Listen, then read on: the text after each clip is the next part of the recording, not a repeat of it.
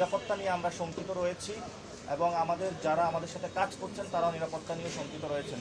গত 15 বছরে আমাদের তরুণ সমাজকে একটি কথা বলা হয়েছে যে স্মার্ট বাংলাদেশ অর্থাৎ ডিজিটাল বাংলাদেশের আমাদেরকে বলা হয়েছিল, কিন্তু আমরা ডিজিটালের কোনো ছিটে ফোটাও দেখিনি। সে আমলাতান্ত্রিক জটিলতা প্রাগৈতিহাসিক যুগে যেভাবে কাজ হয়েছে সেইভাবে এখনও কাজ হচ্ছে।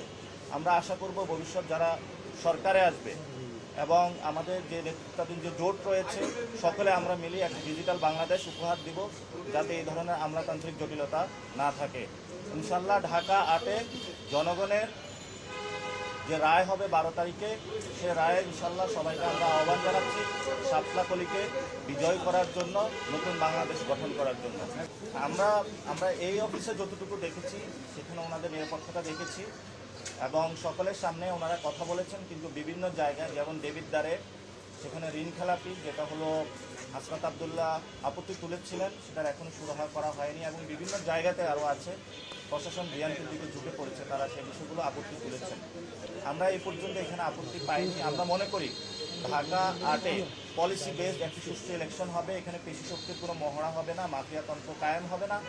আমরা এখনও পরিস্থিতি যেটা দেখছি সেটাতে আমরা মনে করি নিরাপত্তার ঘাটতি রয়েছে, অর্থাৎ নিরাপত্তা নিয়ে আমরা শঙ্কিত রয়েছি এবং যারা আমাদের সাথে কাজ করছেন তারাও নিরাপত্তা নিয়ে শঙ্কিত রয়েছেন। প্রশাসনের দিক থেকে যদি ওনারা আরও অ্যাক্টিভ হন, আমরা আশা করি ঢাকা 8-এ একটি সুষ্ঠু ইলেকশন করা সম্ভব বলে আশা করি। কয়বার এমপি হয়েছে আপনি একটু আরেকটু ডেটা ক্যালকুলেশন করে দেখবেন, ওনার জয়ের চেয়ে হলো হারার রেকর্ড বেশি।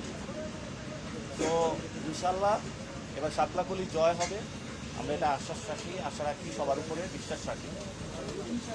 আর জামায়াত ইসলামের বিভিন্ন জায়গায় তারা প্রার্থিতা দিয়েছেন, ইসলামী আন্দোলনও দিয়েছেন।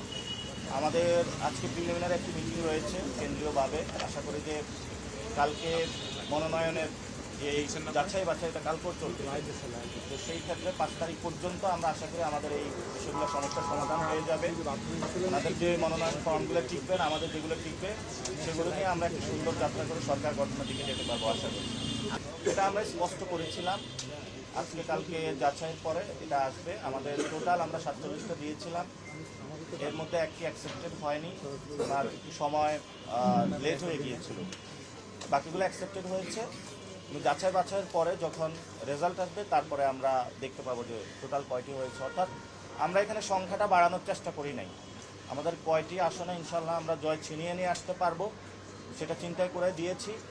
এবং জামায়াত ইসলামী আন্দোলন, এবি পার্টি এবং যে আমাদের জোটটা রয়েছে, মামুনুল হকের পার্টি রয়েছে, আমরা সবাই মিলে যাতে সরকার গঠন করতে পারি সেই প্রচেষ্টার অংশীজন হিসাবেই আমরা এই জোটে মনোনয়ন জমা দিয়েছি এবং যে বিজয়ী আসন হিসাবে আমরা নিয়ে আসতে পারবো সেখানেও হলো বিজয়ী আসন হিসাবে আমরা বেশি দেখেছি, আমরা সংখ্যা বাড়ানোর চেষ্টা করি নাই। আর বাংলাদেশের বর্তমান যে পরিস্থিতি রয়েছে, নির্বাচন কমিশন ইলেকশনের তফসিল দেওয়ার পরে আমরা নির্বাচন কমিশনকে বাংলাদেশে আর দেখতে পাচ্ছি না। চিফ ইলেকশন কমিশনার থেকে শুরু করে বিভিন্ন জায়গায় বাংলাদেশের বড় ধরনের শোডাউন হচ্ছে পলিটিক্যাল পার্টিগুলো। আমরা সে বিষয়ে নির্বাচন কমিশনকে আহ্বান জানাবো, যদি আপনি দায়িত্ব পালনে কোথাও অপারগতা দেখেন বা কোথাও থেকে প্রেশার ফিল করেন, জনগণের সামনে আসুন, জনগণকে চেহারা দেখান।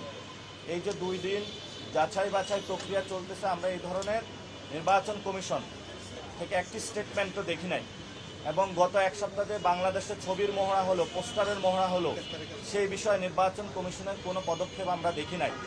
বরঞ্চ একজন কমিশনার নিজ থেকে আগ বাড়িয়ে কথা বলেছেন যে নির্বাচন কমিশনের যে বিধিবিধান দিয়েছে সেগুলোর ভায়োলেশন হচ্ছে না। আমরা মনে করি এই ধরনের দলকানা নির্বাচন কমিশনার, তাদের লজ্জা শরম থাকা উচিত এবং অতি দ্রুত তাদের পদত্যাগ করা উচিত।